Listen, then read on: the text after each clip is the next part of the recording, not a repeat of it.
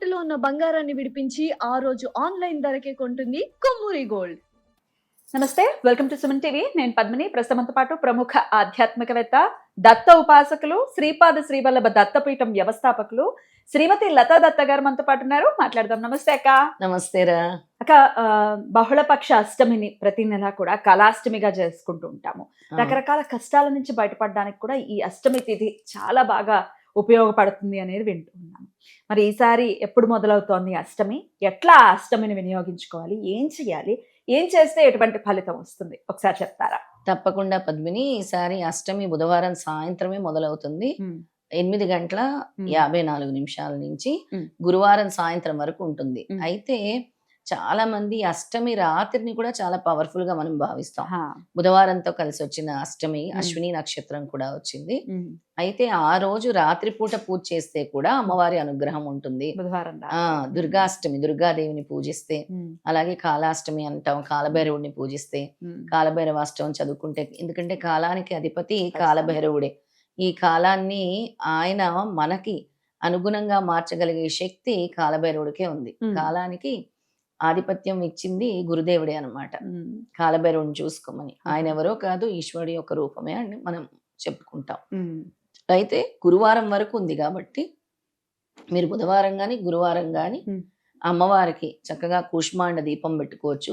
బుధవారం రాత్రి నుంచే పెట్టుకోవచ్చు. మీరు గురువారం వరకు వెలుగుతుంది కూడా. అది గుమ్మం బయట పెట్టుకుంటే మీ ఇంట్లో ఉండే నెగిటివ్ ఎనర్జీస్ అన్ని కూడా పోతాయి. మంచి గుమ్మడికాయ, బూడిది గుమ్మడికాయ 2 ముక్కలుగా చేసి దానిలోని గుజ్జంతా తీసేసి గుమ్మం బయట ఆ రోజు రాత్రి గనక దీపం వెలిగించుకుంటే, ఇస్తర్లో మీరు కొద్దిగా ఏదైనా నిలబడటానికి, గుమ్మడికాయ నిలబడితే పర్వాలేదు, లేదా నిలబడటానికి కొద్దిగా బియ్యం పోసుకోవచ్చు, నవధాన్యాలు పోసుకోవచ్చు. వేసి అందులో నల్ల నువ్వులు గాని లేదా ఆవ నూనె గాని, నల్ల నువ్వుల నూనె, ఆవ నూనె గాని నల్ల నువ్వుల నూనె గాని వేసి దీపం వెలిగించుకోండి.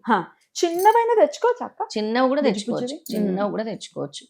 అలా పెట్టుకుంటే ఇది చండీ హోమం చేసిన ఫలితం, చండీ మాతకి చేసినట్టుగా అన్నమాట. కూష్మాండదేవి శాంతిస్తుంది. అద్భుతం. కూష్మాండదేవి మనని అనుగ్రహిస్తుంది అన్నమాట. ఎన్ని ఒత్తులు వేసి పెట్టమంటారు? 2 ఒత్తులు కలిపి వేసుకోవచ్చు. 2 ఏక ఒత్తి ఎప్పుడు పెట్టకూడదు. 2 వేసి పెట్టుకోవాలి. అందులో పసుపు రాసి బయట గంధము కుంకుమ బొట్టు పెట్టి చేయొచ్చు. ఇక ఆ రోజు రాత్రి మీరు ఏమైనా నరదృష్టి దోషాలున్నా గుమ్మడికాయ పగలగొట్టుకోవచ్చు. అవునా? అంటే ఇలా దిష్టి తీసేసి అక్కడే పగలగొట్టేయమంటారా? ఇంటి ముందే పగలగొట్టేయచ్చు. అది బుధవారం రాత్రి చేయమంటారా? రాత్రి 10 ఆ సమయంలో చేస్తే మంచిది. ఆ సమయంలో తర్వాత కాలు చేతులు కడుక్కొని కళ్ళు చెవులు తుడుచుకొని అప్పుడు పడుకోవచ్చు.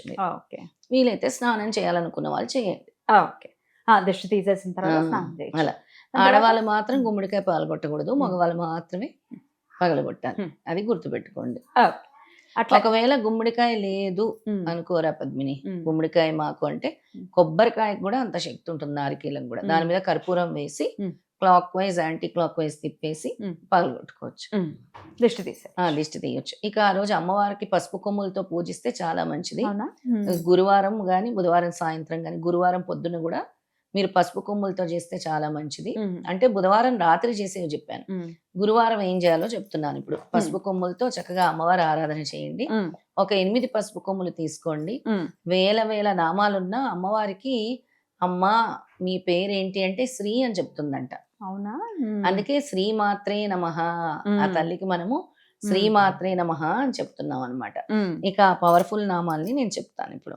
అయితే శ్రీమాత్రే నమః అనే మంత్రంతో మొదలుపెట్టి శ్రీ లలితా సహస్రనామంలోని అనేక విద్యల్లో ఏ విద్యనైతే మనం పారాయణం చేస్తున్నామో ఆ యొక్క విద్యా నామాలకు ముందు మరియు చివర శ్రీమాత్రే నమః అని కలిపి పలకటమే సంపూటీకరణము. ఇప్పుడు నేను చెప్పే 8 నామాల్లో శ్రీమాత్రే నమః అని కలిపి, ఆ నామం కలిపి మళ్ళీ శ్రీమాత్రే నమః అనాలన్నమాట. ఈ పారాయణాన్ని అందరూ చేసుకోవచ్చు మరియు ఎటువంటి నియమాలు లేవు.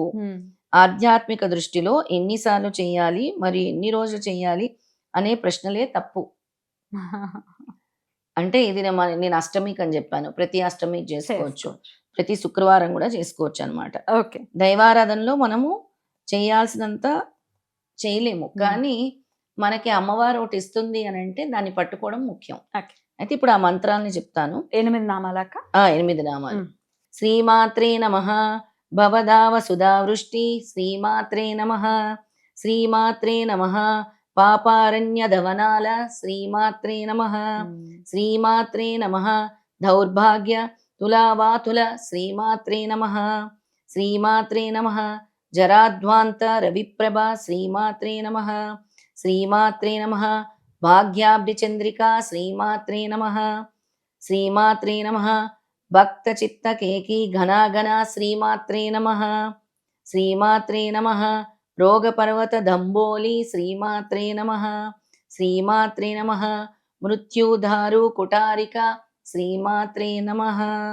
ఈ 8 నామాలు చదివి శ్రీమాత్రే నమః అని అటు ముగించాలి. ఇటు కూడా చక్కగా జటలాగా అల్లుతున్నారు, మధ్యలో నామాలు ఉన్నాయి. శ్రీమాత్రే నమః అని Right. ముగించాలి. Right అక్క. ఇలా ఈ 8 నామాలు కూడా అత్యంత శక్తివంతమైంది లలితా సహస్రనామంలో. దీని సంపూర్ణీకరణ శ్రీమాత్రే నమఃతో కలిపి శ్రీమాత్రే నమఃతో ముగించాలి. ఓకే, అద్భుతం అక్క.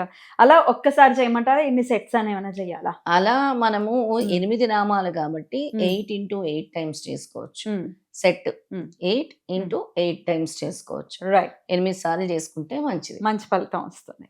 అద్భుతం అక్క, చాలా చక్కగా తెలియజేశారు. ఖచ్చితంగా ఈ అష్టమి తిథుల్ని పట్టుకున్నప్పుడు వచ్చేటటువంటి ఫలితం కూడా చాలా ఉత్కృష్టం చాలా. అసలు.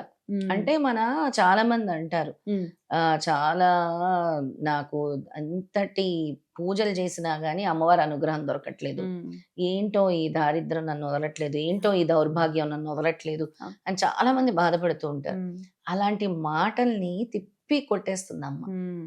ఎలా అంటే ఏదైనా బాధ వస్తే ముందు ఎవరికైనా గుర్తొచ్చేది ఎవరు? అమ్మవారు కన్న అమ్మే. తల్లి. ఉమ్, అమ్మ అమ్మ అవును. అమ్మ ఉంది, అమ్మ ఉంది, అమ్మ ఉంది అనుకుంటే మన పక్కనే ఉంటుంది. ఉమ్, ఈ నామాలు చదవటం వల్ల అమ్మ సంతృష్టి చెందుతుంది. Right. ఆవిడకి ఎంతో ఇష్టమైన మొత్తం లలితా సహస్రనామంలో ఎంతో పవర్ఫుల్ అయినటువంటి 8 నామాలు. అద్భుతం. ఇందులో మృత్యు గురించి ఉంది, రోగం గురించి ఉంది, ఉమ్, అదృష్టం గురించి ఉంది, సౌభాగ్యం గురించి ఉంది, అన్నిటి గురించి రైట్, చక్కగా చదువుకోవచ్చు. చదువుకోవచ్చు. అద్భుతంగా తెలియజేశారక. ఖచ్చితంగా ఇది మన వాళ్ళందరూ కూడా దీన్ని చక్కగా అడాప్ట్ చేసుకుని డెఫినెట్ గా ఆ కష్టాల నుంచి బయటపడాలని మనస్ఫూర్తిగా కోరుకుంటూ thank you so very much అక్క. నమస్తే. నమస్తే.